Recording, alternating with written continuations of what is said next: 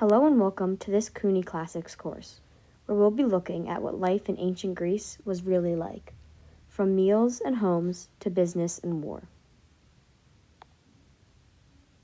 First of all, when we refer to ancient Greece, we're usually referring to what is now known as the Classical period, which ran from around 50 BC to 336 BC. But civilization in the area goes back much further than that. As you can see, the Classical period doesn't cover a long period of time in ancient Greek history in comparison to other eras. The Minoans and the Mycenaeans were two of the early civilizations that developed in Greece. Collectively, they were around for almost 1,000 years. The Minoans didn't even call themselves by this name, but we named them that after the Palace of Minos. The Palace of Minos is a very notable ruin from the Minoan age. The Minoans were a wealthy civilization who prized gold and ivory and traded these materials with Egypt and Syria, among other places. Their written language is known as Linear A, which we still can't read to this day. The Minoans lived on the Greek islands and built a huge palace which was located on the island of Crete. This was built between 2600 BC to 1400 BC. The center of the Minoan civilization was Knossos. This city happened to be ruled by King Minos, who, according to myth, built a large labyrinth under the palace, where a monster called the Minotaur lived. This palace had a huge market area, which was very helpful for the Minoan economy. The Minoan civilization began to weaken around 1450 BC. It's believed either by natural disaster or an eruption. The Mycenaeans took over the islands of the Minoans and adopted much of the Minoan culture. They loved to fight anyone in their path and considered themselves excellent warriors. It is believed that they might have been part of the cause of the downfall of the Minoans. The Mycenaeans were almost most famous for their fighting in the Trojan War. The Mycenaeans lived on mainland Greece. The Mycenaeans' language is referred to as Linear B. This is the language Homer would have been writing in. The Mycenaeans lived in city-states and didn't have one specific ruler. However, each single city-state would have their own ruler. They were usually self-governed and usually contained by a wall. The Mycenaeans were actually the first people to speak the real Greek language. The oldest city-state, which was recently excavated, was Ilklania on the Peloponnesian Peninsula.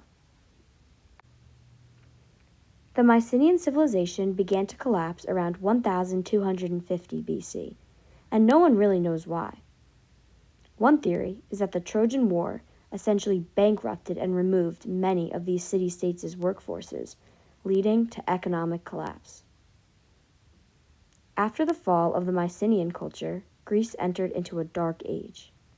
The Dark Age was a period of decline, population decrease, hunger, illiteracy, and it lasted from 1100 BC to 800 BC. The Archaic period began with the start of Greek civilization in 800 BC to the introduction of democracy in 508 BC. The Greek alphabet developed and the earliest surviving Greek literature was created. This was when Homer would have written the Odyssey and the Iliad, which previously would have been oral stories. Multiple Greek city-states began to form and gain power.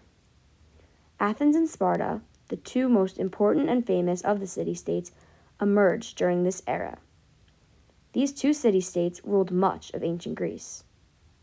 Sparta focused on how to become a better warrior, and they had a very militant society. Whereas Athens focused on the arts, culture, and learning, and of course, democracy.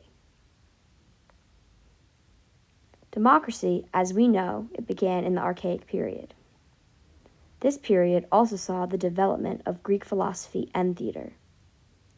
The Archaic period came to an end when Persia sacked the capital city of Athens.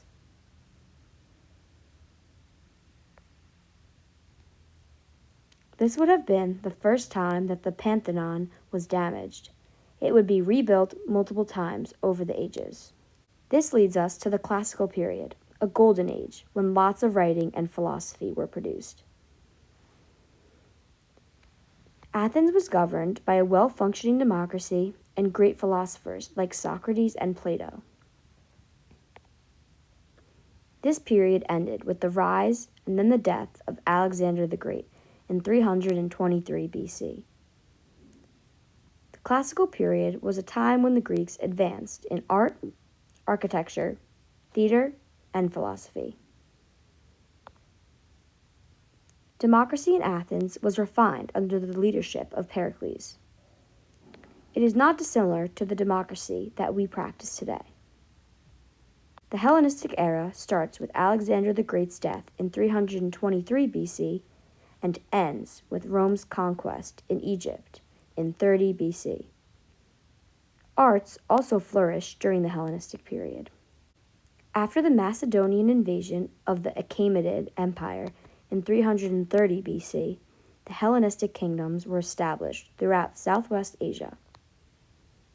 Greek culture, influence, and power reached its peak, and there was progress in the arts, literature, theater, architecture, music, mathematics, philosophy, and science.